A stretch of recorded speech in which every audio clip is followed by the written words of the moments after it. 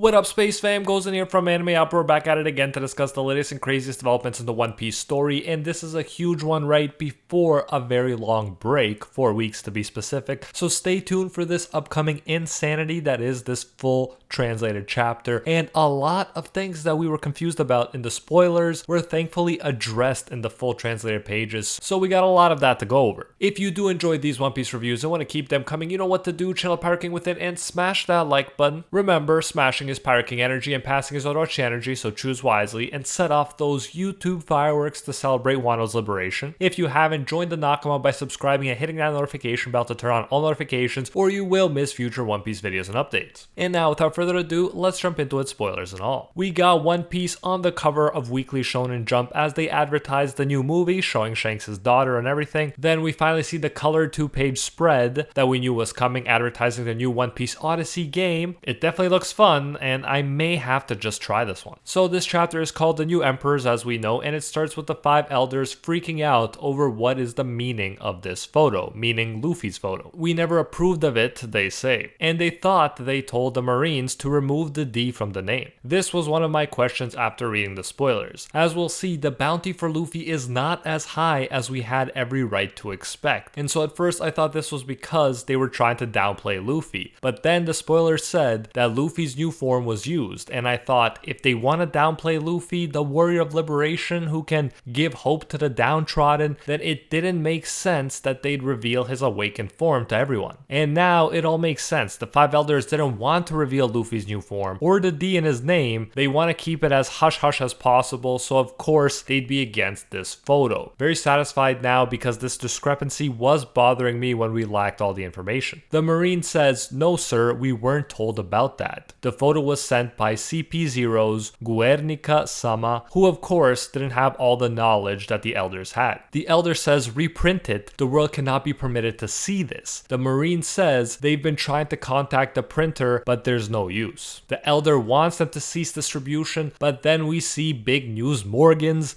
the GOAT. I love this dude so much, and you know he doesn't care about what the elders want. He says it's up to us to spread this around the globe. Cypher Pole's transmission from Wano broke off right after they spotted Big Mom's ship. The gears of the world, he says, won't stop turning. He won't let the elders' propaganda slide when the real story is this thrilling. This dude is legit a hero, absolutely love it. This is what news outlets should strive to be. We see people reading the news, which speaks of the defeat of the Emperors, Big Mom, and Kaido by the 3 supernova captains. They were all issued an extraordinary bounty by the government, we're told. Although, not that extraordinary in my opinion for Luffy. 3 billion apiece. Now, for Kid and Law fans, this is hype, since they are being put on equal footing with Luffy. All the info of how Luffy soloed Kaido is not out, and yes, he soloed him for all intents and purposes. It makes sense that maybe they don't know the full story, so they just looked at it as 3 supernova taking down 2 Yonko, and that's that. Or perhaps more likely, when we hear what the elders were on about, the Marines are downplaying Luffy, but either way, they mistakenly added his new form. Again, I am disappointed that Luffy's bounty is not over Kaido's because he definitely deserves it to be. But now it does make sense why it's not higher given the context of the full translated pages. Shout out to Manfred NG, who on my Luffy's new bounty video wrote, "I'm looking at 3 billion when I asked everyone to guess what Luffy's new bounty would be." I do personally wish it was higher, but I gotta give props to the good guess. Again, as I mentioned in my spoiler video, I like how the total of their bounties is 9 billion. Their collective bounties are a bit higher than Kaido and Big Mom's collective bounties to symbolize how they together surpassed them, but it's definitely misleading since, I'll just say it, Luffy did more and deserves a higher bounty than Law and Kid. We then see the Wano Party and Luffy is shown partying and eating to his heart's content with Chopper and Yamato. It's a great panel and much deserved after the epic but difficult arc Luffy just had to endure. Brook is rocking out with Hiyori, a very nice touch, I love that combo. Meanwhile, a bunch of you guys asked where Robin was in the comments of the last few videos, and we finally see her. She's underground and we find out through a conversation with Tengu Tengu a bunch of crazy jaw-dropping things. We find out that Tengu was imprisoned here for a number of years. He did swordsmithing as a hobby because he had a talent for it, but in actuality he was the former shogun Kozuki Sukiyaki, aka Odin's father. We see him take off the mask for the epic reveal and everything. My brother Animac, when the spoilers dropped, was wondering why he didn't try and help Odin if he was alive. He was wondering how they'd explain this. And again, it's answered here. Even when the spoilers are confusing, we should trust Oda to explain it well when the full chapter drops. The reason he didn't help Odin was because he was locked away, in this underground room in particular. By the time he got out of the prison, Odin was already dead and Wano changed. He contemplated seppuku, but didn't go through with it. His exact explanation is interrupted by Robin. Robin interrupts to talk about another huge thing, the ancient weapon Pluton. She says this legendary warship, called the world's worst warship, capable of destroying whole islands in a single shot, should be here in Wano. And Odin's dad confirms she's right. That is huge, and that's something we have to look forward to when the manga comes back, seeing Pluton. But for now, we move on to the former prisoner mine in Udon. Roots are coming from the ground and impaling the former beast pirates and draining them visibly. It's even happening to King and Queen. Again, we don't know what shape they were in before this happened, but it's still pretty crazy that Green Bull, the admiral, can take them all down together so easily. The dude is not breaking a sweat, and these are two Yonko commanders. It appears he doesn't need to eat since he can just absorb nutrients like this from others. Green Bull says himself that he's at a rank where he'd lose face if he let a few commanders like King and Queen get the best of him. Big talk and a reminder as to just how much of a threat the admirals are. Green Bull says the Navy doesn't have manpower to waste on the mess they've left, and even insults them, saying, "Not that I expected much of you bozos." This guy is being so patronizing to serious antagonists of this last arc that it's really hyping up the Marines as a force to be reckoned with. Not that that wasn't clear before, but Oda is really emphasizing it here. He's also drinking alcohol from barrels. Another potential nod to the Green Bull is Zoro's relative theory. We do see his face here though, and he's definitely not a dead ringer for Zoro in appearance. He is, however, from Wano clearly, since he's introduced as Ryokugyu Aramaki, and Aramaki is a Japanese/Wano name. He lets whoever is on the phone know that he's in Wano, and he says bring a warship. He even says don't tell Sakazuki aka Kainu, so it suggests that he's hiding something, but we don't know what just yet. Then he says he's always dug his style, no half measures, he's itching to get his approval. And then, seeing Luffy's poster, he says he's sure to get an attaboy if he brings him the brat's head. So I'm guessing he might be talking about Akainu here and wants to surprise and impress him with Luffy, but I'm not completely sure he's talking about Akainu and not someone else. Let me know your thoughts in the comments. I will say though, based on looks and based on outwardly saying he wants someone's approval and an attaboy, he doesn't seem very Zoro-esque. Let me know, upon seeing this, do you still think Green Bull is related to Zoro, or does the theory die for you here? For now, we return to the party. We get a flashback of what looks like Luffy saying to Momo to not tell anybody about him since he doesn't want to be a hero. So epic. I love this dude,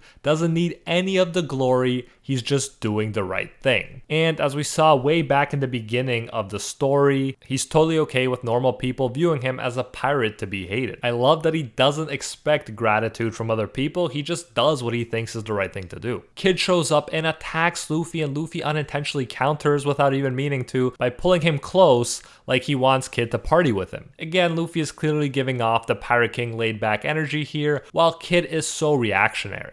The party scenes are amazing, and we even see signs reminiscent of the ones Enel has, except for him it's 3 comma-like designs rather than just 2. This is proclaimed to be the biggest and wildest festival. Finally, Kid tells Luffy he came to kill Luffy because, wait for it, they've announced the 4 emperors and Luffy is one of them and Kid is not. This confused me at first because why would Luffy have the same bounty as Law and Kid while the other 2 didn't even make Yonko, while the great Buggy D Clown did? But I'm guessing this part is the work of Morgan's. Who knows more, even if the government doesn't want to give Luffy the glory through an extra large bounty. So yeah, the new Yonko are here, Shanks, Blackbeard, Luffy, and Shanks' old fellow pirate apprentice on the Pirate King's crew, Buggy D Clown. This of course raises questions immediately about what Buggy did to earn this title. But for now, let's just appreciate the fact that our boy Buggy made it all this way. This dude said he'd be the pirate god if Luffy were to become become the Pirate King, and you gotta admit, he appears to be backing his big talk up. I'm definitely not gonna criticize Buggy becoming an emperor until we know more about it. For now, I'll just relish the news. The chapter ends with Green Bull approaching the celebration and saying the Marines aren't in such a good mood, especially since the rest of the world is a real mess now. We're told times are changing, and also we're told about the 4-week break Oda is taking. Very hype stuff, so many cliffhangers to leave us wanting more. I feel like Oda did it because he knew 4 weeks would be a lot of time off, and he definitely gave us a chapter packed to the brim as a result. Let me know your thoughts on this chapter, Luffy's bounty, and our surprise Yonko the Great Buggy. Drop a hashtag all hail Buggy in the comment section if you're a real one and watch to this point. If you enjoyed these One Piece reviews and want to keep them coming, you know what to do. Channel Pirate King within and smash that like button with no mercy. Remember, smashing is Pirate King energy and passing is Orochi energy, so choose wisely and set off those YouTube fireworks to celebrate Wano's liberation. If you haven't joined the Nakama by subscribing and hitting that notification bell to turn on all notifications, or you will miss future One Piece videos and updates while you wait for the excruciating 4 weeks to pass until the next chapter, feel free to check out my growing and big One Piece playlist that includes videos on all the Yonko, Warlords, Admiral, Supernova, and much more. Link to that is in the description, and until next time, see ya, Space Cowboys!